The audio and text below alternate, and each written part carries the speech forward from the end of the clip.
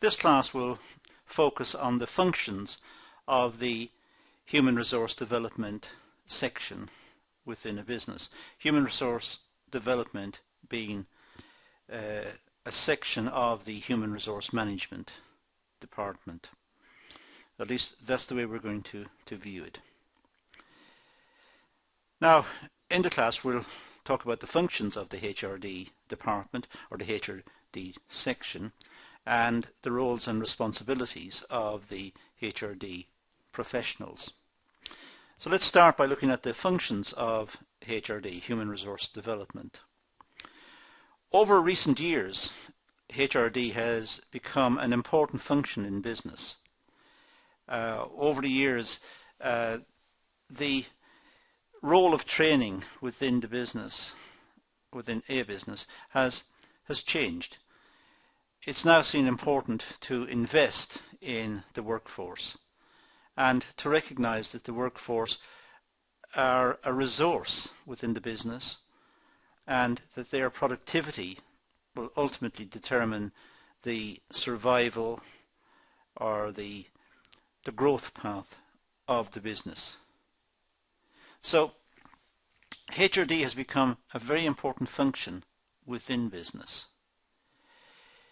It can be a standalone function with its own department, or it can, as I said earlier, become connected as a part of the Human Resource Management Department. Generally speaking, literature seems to suggest that the HRM, the Human Resource Management Department, has a section which is dedicated to development, the HRD section, the Human Resource Development section. But it could be standalone. It could be two departments, one dedicated to training and development and the other to the functions of human resource management.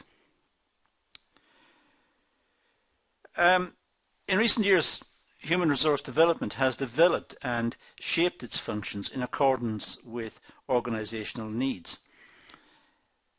Technology has changed immensely over the last couple of decades and is likely to continue to change, so that the skill sets required of the workers has also changed.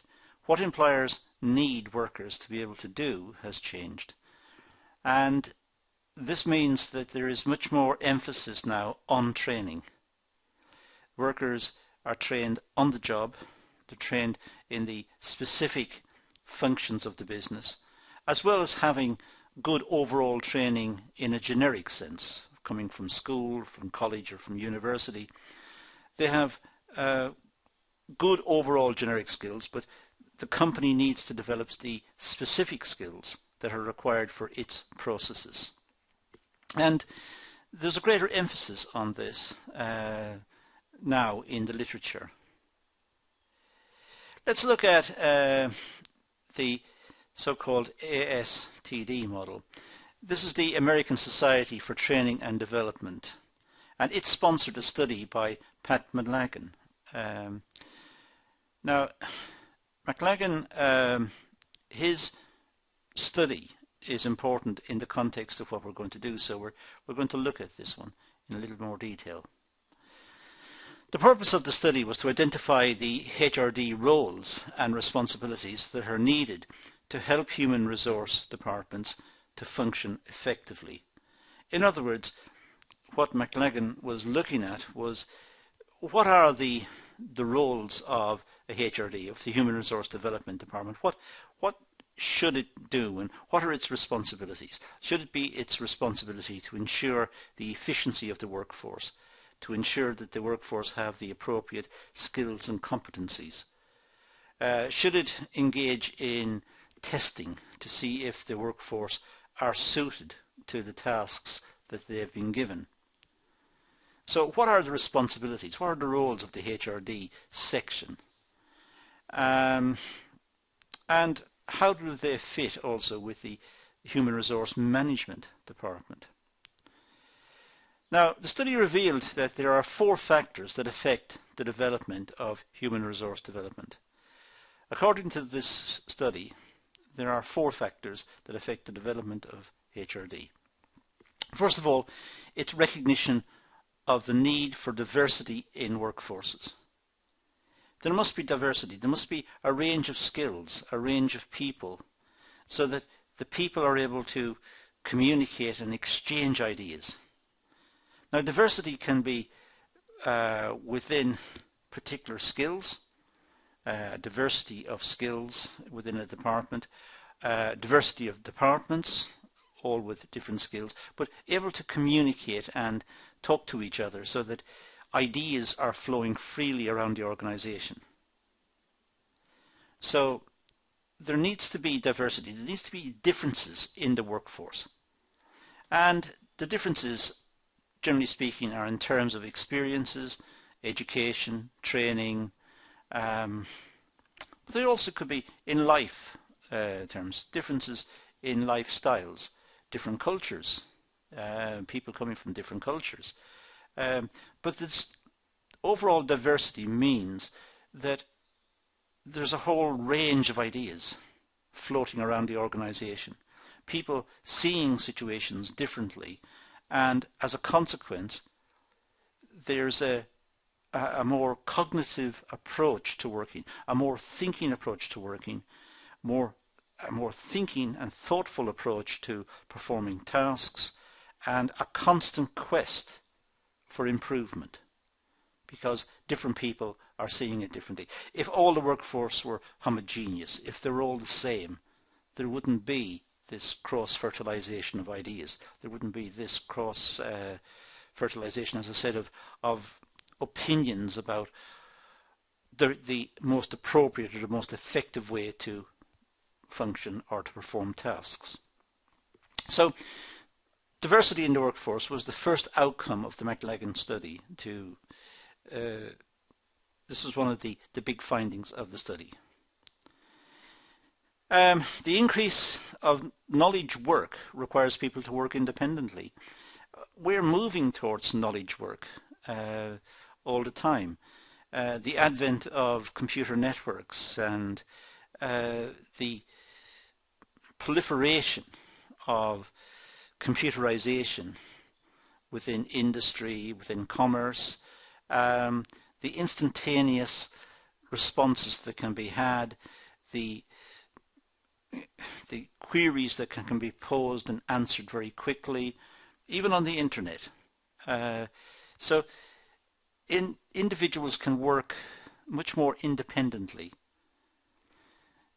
But the study also, I think, brings out the need for workers to be able to communicate and deal with each other and empathize with the organization. We are social creatures as well, so an entirely solitary existence is not what we're about. But knowledge work means that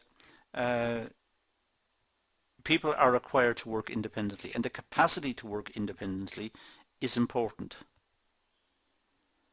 So it flies in the face of many things that we've said in courses of lectures in this on this course about the importance of teamwork.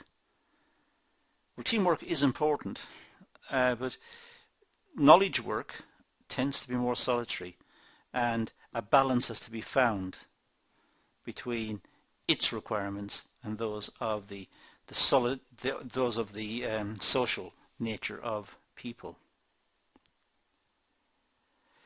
And management's expectations of employees' involvement and workload, this needs to be carefully balanced.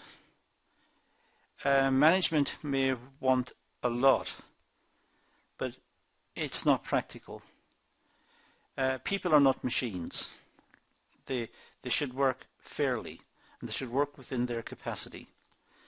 Their expectations in terms of what they require as skills and what they require as application and effort should be reasonable. Now, as to what is reasonable, that depends on the task, it depends on the situation, but simply putting it out there as management should be reasonable is sufficient to flag up that there could be an issue with this one.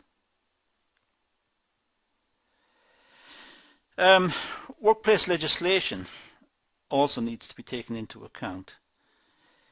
So the human resource development function needs to be aware of legislation. It needs to know what the management expectations are. It needs to recognize that there is knowledge work which is more independent, and it needs to recognize the need for diversity in the workforce. And those are the 4 findings, working backwards. Those are the 4 findings of the study, and these are important. Now, moving on from there, the human resource development literature often talks about what it calls the human resource wheel. Now, the study, the McLagan study I just mentioned, implies that there has been a shift from traditional training and development to career development and organisational development. If we go back maybe 30, 40, 50 years ago, there was a lot of emphasis on training in colleges and universities, and the people came out of those institutions ready for work. And that idea is still around, and it still applies. It's still a valid expectation. However, because work has become so specialized, and because of the advent of new technology, and technology which is specific to particular functions, it's unreasonable to expect colleges and universities and training institutes to turn out graduates or diplomats or whatever with precisely the skills that's required by industry. So there is a need for on-the-job training. There is a need for in-house training, so that the workers can take their, if you like, more generic skills and top them up with the specific skills required to perform the specific tasks of modern industry. Now, the study, the one we were talking about here, introduced the human resource wheel. It's just a way of looking at all of the issues, and we'll come to it in a few moments. So the wheel has various components. It has training and development. It has organizational development. So training and development is much more over time. Development is a long-term plan that individuals undertake to develop themselves over perhaps a number of years, or perhaps over their lifetime, lifelong learning.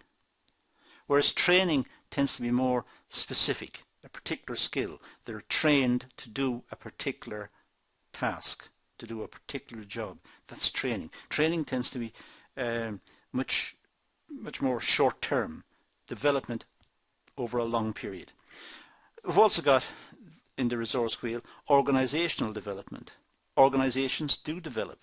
Organizations change because of all sorts of pressures, competitive pressure, the onset of new technology, the incorporating employment law, changes in employment law, looking at different market situations and so on. So organizations are constantly developing and evolving and have new requirements. They're not static entities that remain the same for very long periods of time. And within all of this, the individuals have career developments. Individuals are individuals. Individuals have aspirations. They want to be promoted. They want to be recognized. They want to be rewarded. They put in a lot of effort. They're making every effort to meet the requirements of the job or of the task. They're applying themselves diligently, and therefore they feel that it should be rewarded. So career development is another part of the wheel. Now let's look at the idea of the wheel. As I said, it was developed by McLagan in 1989. It shows primary HRM and H&D functions. Now these are the primary means in this case, the really important ones. So if we go through these, we'd say, well, the primary function, HRM function, is obtaining, maintaining and developing employees. So primary HRM, human resource development, human resource management function is to recruit people to the organization, and employee retention, making sure that the people who are in feel that they can continue and there's less need to recruit other workers. So they are developing the employees. Now, whereas the primary human resource development function on the right hand side is improving individuals, improving groups and improving organizational effectiveness. It's looking at ways in which the organization can be developed, looking at ways in which work can be completed more efficiently, working at ways in which skills can be updated and maintained and new skills acquired, looking at training programs, looking at developing the individuals, looking at organizing teams that work effectively together, generally growing the organization. Now if we put these into a wheel, that's roughly what a wheel looks like. So we put in the human resource results. Well, what we're interested in terms of the human resource requirement for the businesses, we want a workforce that's productive, that produces quality work. We want a workforce that's innovative. And they are able to fulfill the expectations that we've got for them, and they're ready for change. They're able to cope with change when change is forced on an organization because of competitive pressure or changes in the product or changes in customer taste. The workforce are able to adjust to this. So human resources also have these in mind. They have an emphasis on how to make the workforce more productive, how to increase the quality, and how to enable innovation to take place, as well as fulfilling their basic functions of recruiting people to do the work and recruiting employees and maintaining and retaining the workforce. So we've got these various human resource requirements. Now if we talk about the primary human resource development functions, we'd have training and development, because that's going to enable the workforce to perform more effectively. Training, as I said earlier, tends to be for specific tasks. Development is a long-term development program for individuals. And as I said as well earlier, it may be lifelong. It may be the lifelong learning for the individuals. There's also organisational development, where the organisation sees the importance of training, sees the importance of the workforce, sees the importance of being flexible within the market, sees the importance of innovation, and so on and so on. And it grows itself. It develops and grows itself and develops itself. So it's not a static organisation. It is an evolving organisation, one coping with changes in society, changes in the market. And also there are issues about career development. The HRD function is linked to career development. Workers who are keen to be developed, to acquire the skills and apply the skills, and who are keen to be involved in the training or mentoring of other members of staff or other employees. There is a career development aspect to that. they are promoting themselves. The jobs themselves have to be designed. The tasks have to be designed. It's important that the functions that are required are clearly delineated, and that the skills that are necessary to perform those functions are recognized and listed, so that there is a focus on delivering those particular skills to perform those particular functions which fit within the overall organization's requirements. So there is a need to have organizational job design. There should be clear functions, and the functions have certain requirements, and it's the function then of the Human Resource Development section to ensure that the skills are there to perform those functions. Now, the primary HRM functions, well, starting at the top, the HR have an obligation to research and also to have some sort of information system. They research the market, they research the different qualifications that individuals hold within the marketplace. They look at the information sources available on the labour market. They know about the legislation and the requirements of legislation in terms of employment.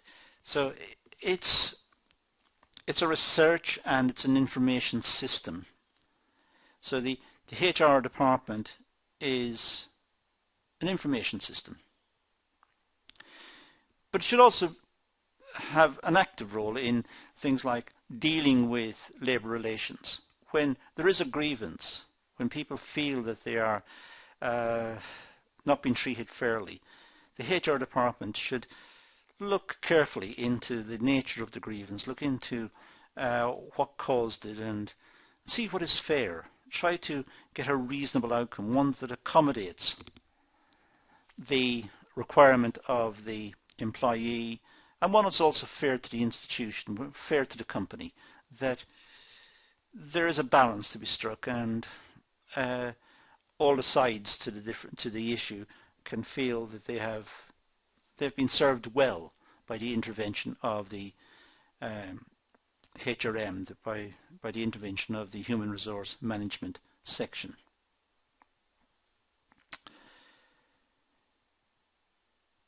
The Human Resource Management section should also help employees. They should be a source of advice, and they should be prepared to listen and learn from the employees as well. The employees are the ones who are doing the job on a day-to-day basis in terms of production or delivery of a product or whatever, and the Human Resource Management section can get good feedback from the employees. So having meetings with the employees, perhaps through a works council or through some sort of consultative arrangement, is good for the HRM department. They are kept up to date with exactly the issues and what's happening and the concerns of the employees. And remedial measures can be put in place very quickly if an issue is seen as on the horizon. It should also be involved with compensation and benefits, being able to look at the compensation that's paid in the case of accidents, or if workers are required to work on sociable hours, what sort of compensation, what sort of payment can go to those people. Because they've put themselves out for the company should recompense them and make sure that it's fair. In other words, that there is a perception of fairness right around the organization. The HRM department also can look at the performance management systems, how well different departments are working, and what issues arise in different departments. It could be some departments are under stress, perhaps the departmental manager is under stress. It can be caused by family issues, work issues, health issues. It can be caused by many ways, and this will impact on the performance of the business, and perhaps HRM need to be aware of this and need to be ready to intervene to help to redress any situation and make constructive suggestions and get involved. Clearly, it's the function of the HRM department to be involved in selection and staffing. They talk to management to find out what the job description is, what vacancies are required to be filled, and what the job descriptions are for those vacancies. They then undertake to recruit appropriate people. They organise interviews and advertisements in the press, and perhaps organise some sort of selection process, perhaps an assessment centre or whatever. So the HRM function is caught up very, very closely with the idea of selection and staffing. And of course also looking at human resource planning. It's not just a question of looking at what is right now, but looking at the way the organisation is developing and the corporate plans and the strategies of the organisation, and looking at what the senior management are planning for the organisation, perhaps in the medium term, say in the next 2 to 3 years, or in the long term, say above 5 years, so that the human resource section can start to plan effectively how it's going to man the extra requirements and recruit people of the appropriate skill level. So the wheel, the human resource wheel, gives us an indication of the types of functions that are performed with by the human resource development on the right hand side and the human resource management on the other side. They may be seen as two separate functions, but because of the nature of what they do, it's generally recognized that the human resource development is a section within the wider human resource management department. Now let's move to talk about training and development. The purpose of training and development is to improve, or even to further develop, the knowledge, skills and attitudes of employees so that they can fulfill their long-term responsibilities efficiently. So the whole purpose of training and development is to develop the individuals, develop the workers in a way that enables them to work more effectively, to work within themselves much more efficiently. They're more competent, they're more skillful, they're more applied and perhaps more relaxed about the job, they're more confident about the job, and they can more easily empathize with the direction the company is taking and the objectives of the company. It should start when new employees join the organization. The training process should start at the beginning so that the workers who come in, the new employees who arrive in, feel that they are being integrated right from the outset. They're being integrated right from the start and they feel a part of the organization.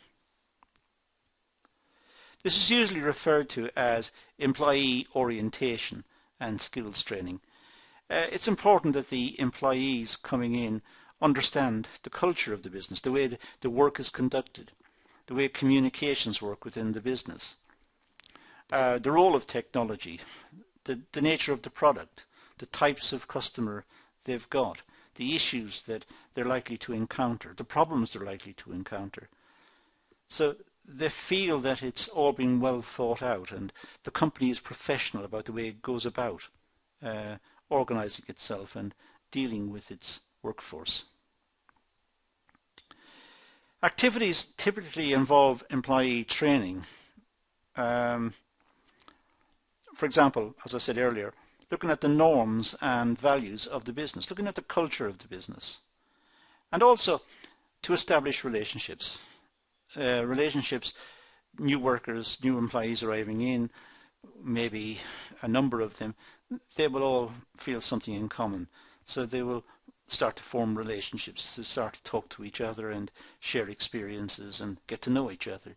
It's the start of something new for them. And also they will get to know the company and the company will get to know them. So relationships are started at a period, and that means that the workers may empathize, may relate to the business more effectively and be more motivated and keen to be involved with the business.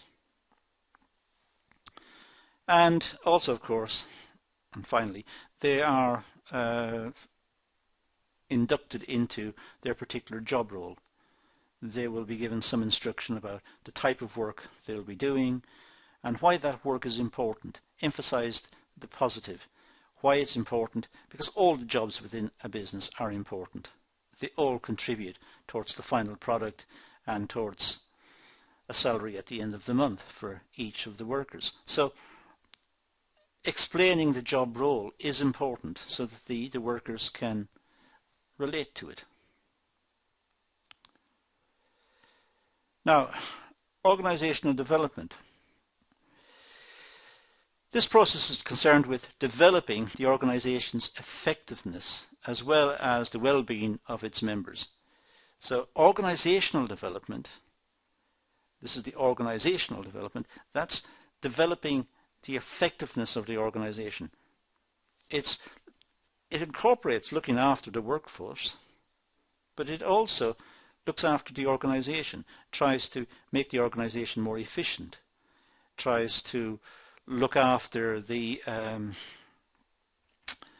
processes that the workforce will encounter to ensure there is a tight fit or a good fit between the skills and competencies of the workforce and those of the organisation, so the organisation will develop.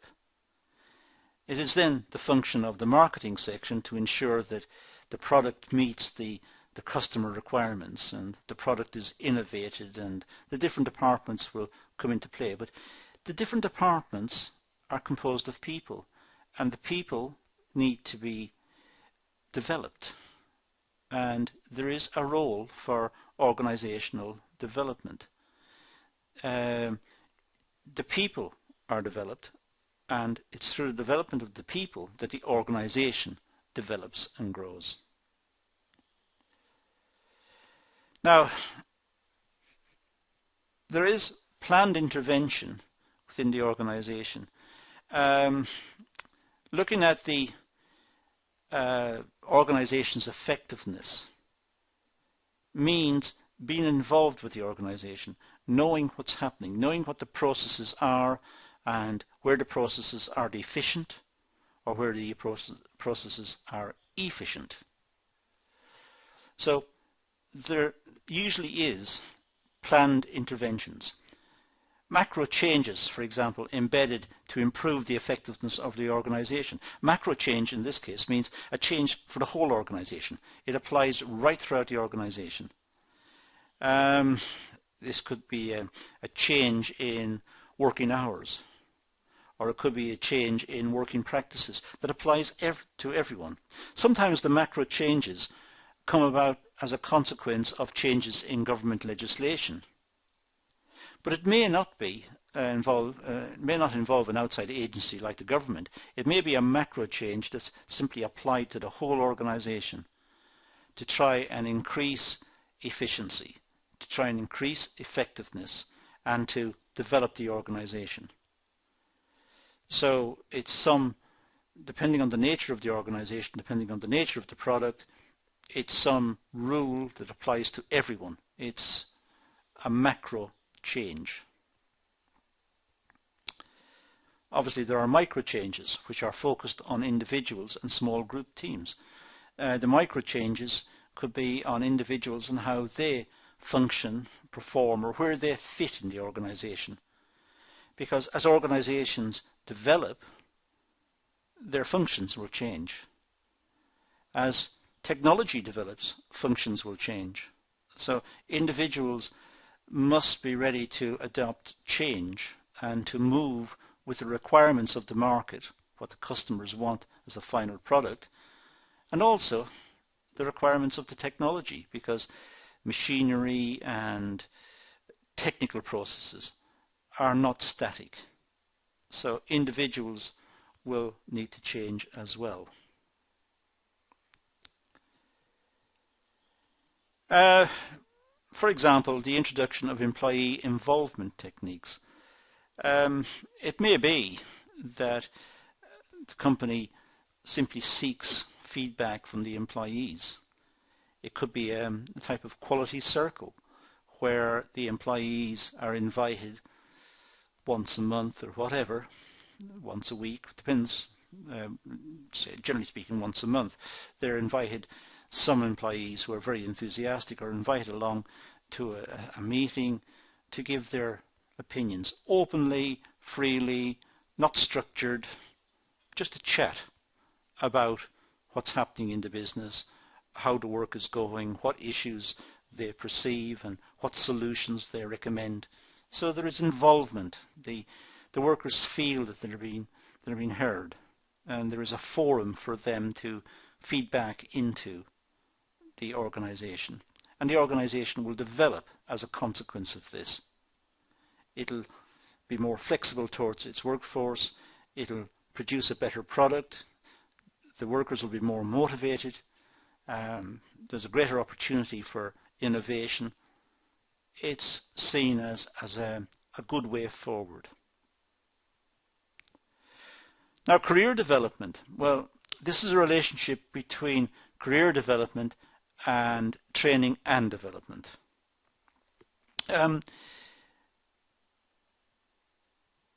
For a start, career development is a continuous process, and it has two stages.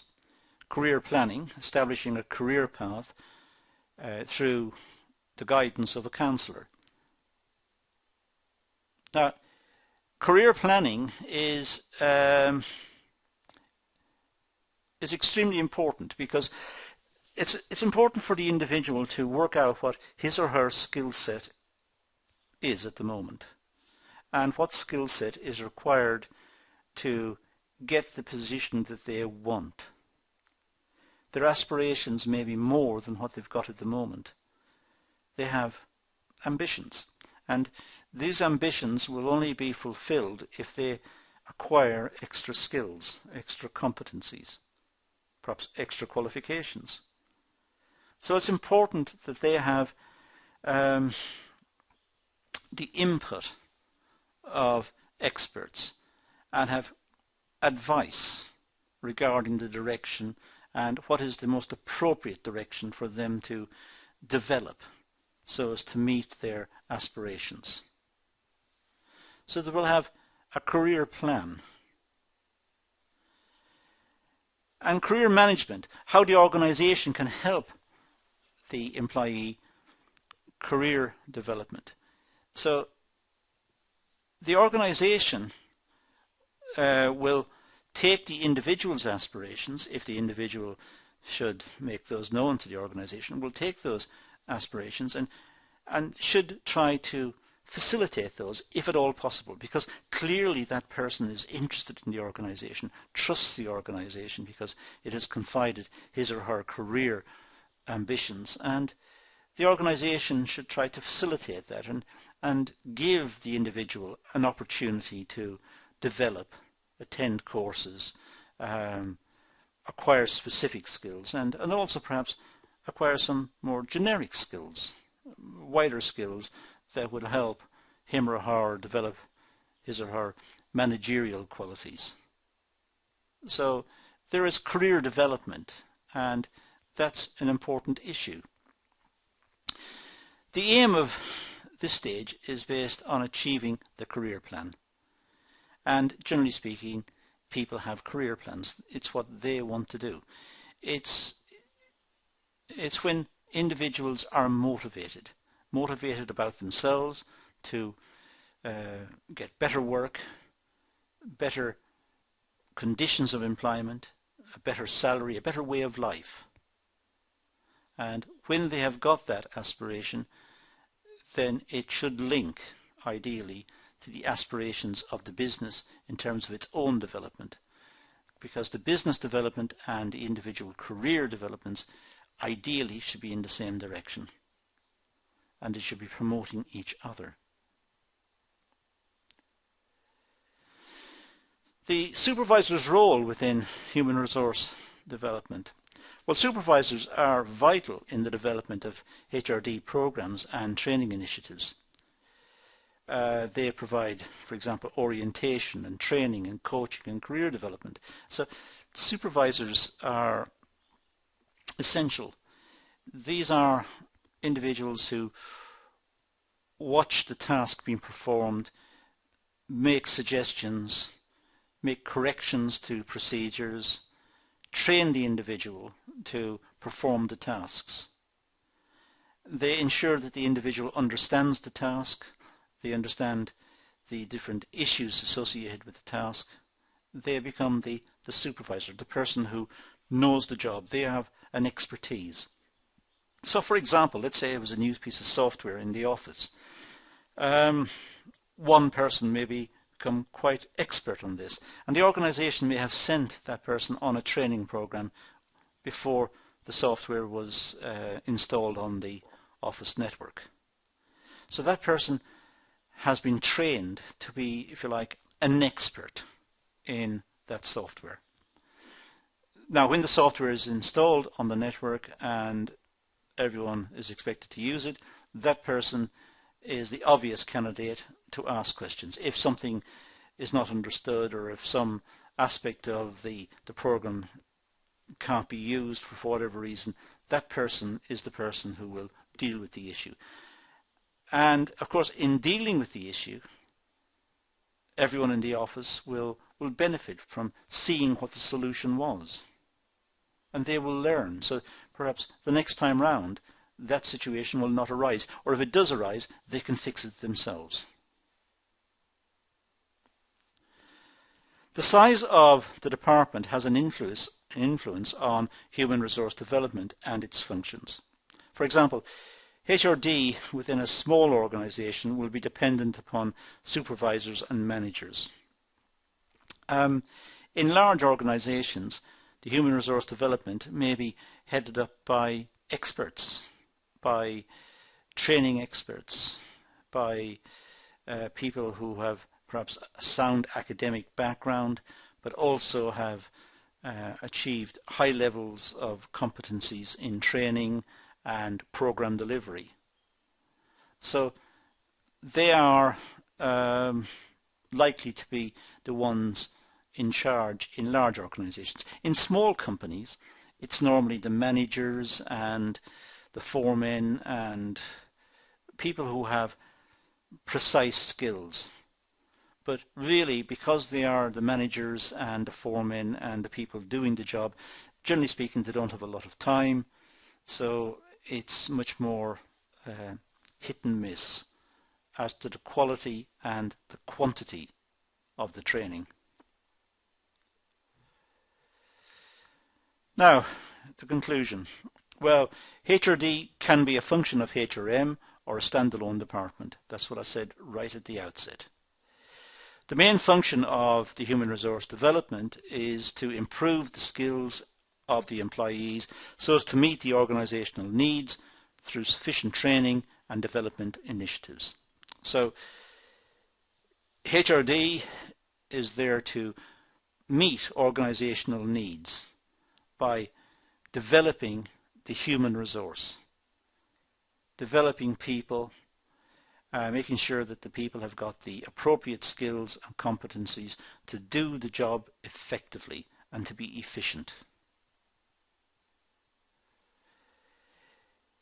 Human resource development is an important function within all organisations.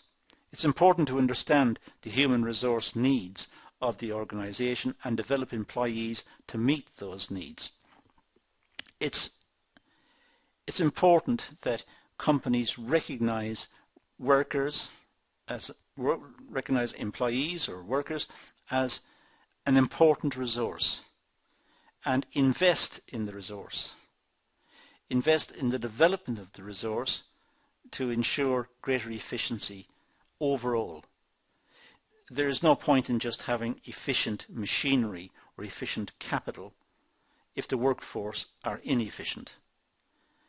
So ensure that the workforce are efficient also by having appropriate training programs and updating programs, which will not only improve efficiency within the organisation, as I've said earlier, but it will also motivate the individuals and create a better spirit within the workforce. That's really all we need to say about the human resource development and the functions of the human resource development section. That's McLagan's article that we mentioned earlier, and that's all I'm going to do on this session, so thank you for watching.